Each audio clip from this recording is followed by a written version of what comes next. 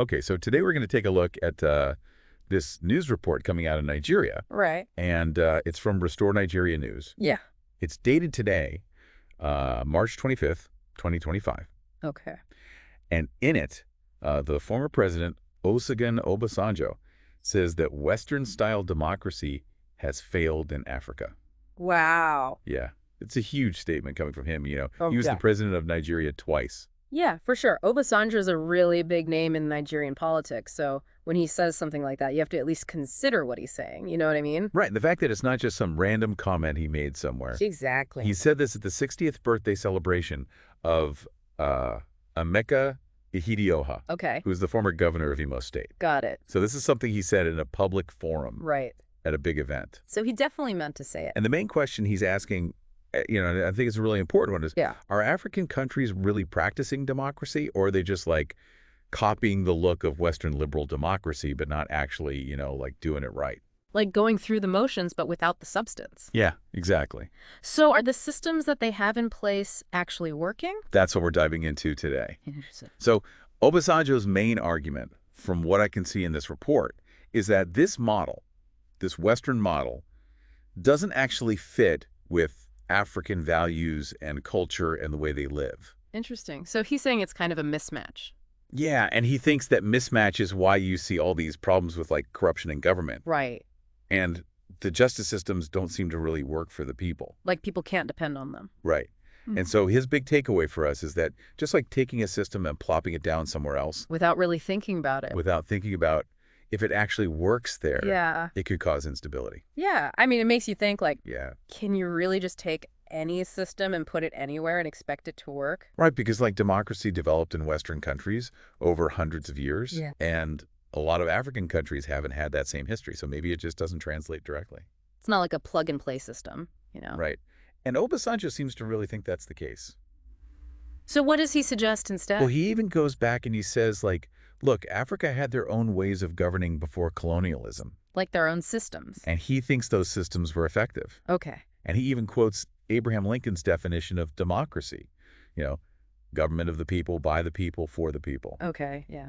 And he says, like, Africa already had that in a way. So he sees a through line through history. Yeah, and that's really interesting because it kind of challenges the idea that democracy is only a Western thing. Right.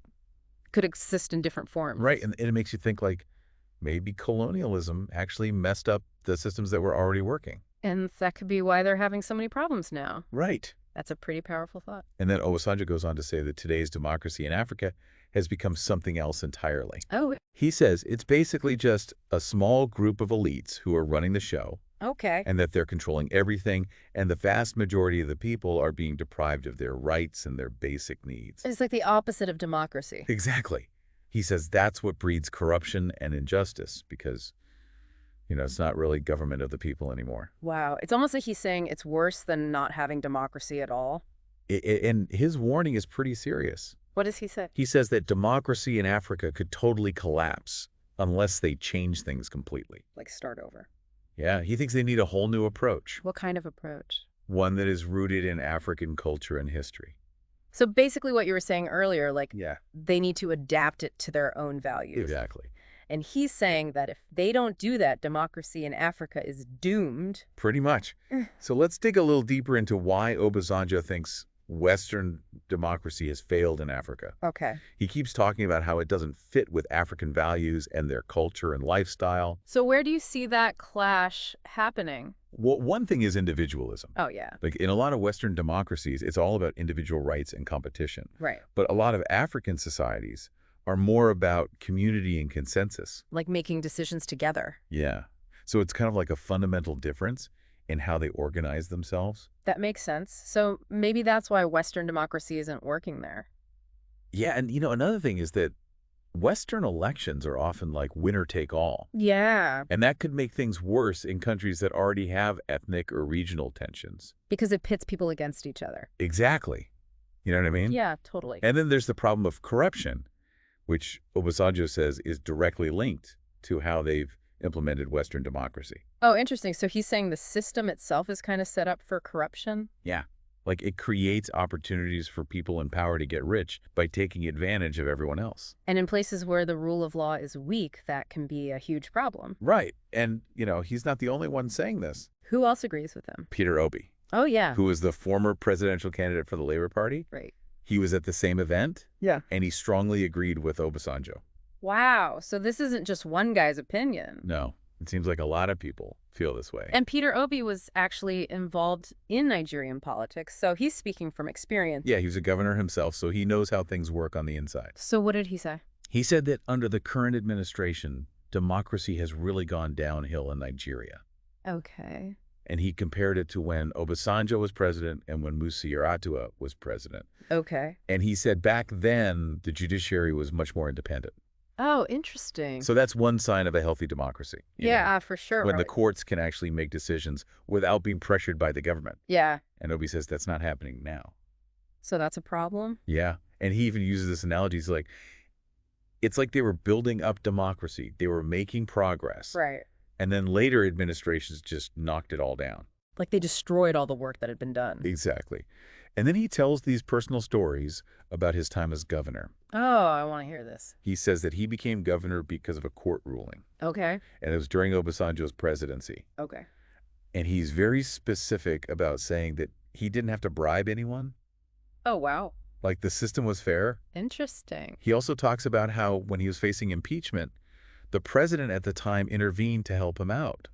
Really? Yeah, and he says President Yar'Adua also supported him after a court ruling went against him. Wow. So he's saying that back then, the different branches of government respected each other. Exactly. They weren't just trying to grab power for themselves. Yeah, and then he contrasts that with the current situation where he says a president can just like suspend a governor whenever they want. So he's saying the system is totally broken now.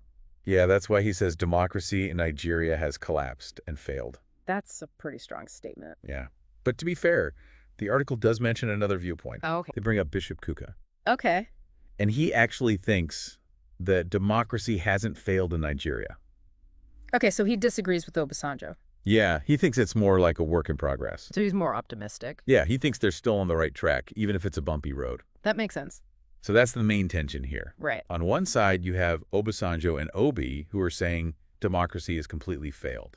Because of corruption and injustice and because it doesn't fit with African values. Yeah. And on the other side, you have Bishop Kuka, who thinks it's just going through growing pains. Exactly. So it's like, is this a fundamental problem with democracy, or is it just a temporary setback? Right. And I think that's a question that a lot of countries are grappling with. Yeah, for Like, sure. not just in Africa, but all over the world. Definitely. And then there's Obasanjo's call for a new kind of democracy. Yeah. He's not just complaining. He's actually saying, like, we need to rethink this whole thing. Okay, so what does he think it should look like? He doesn't really give a blueprint. Yeah. But he says it has to be based on African values and traditions.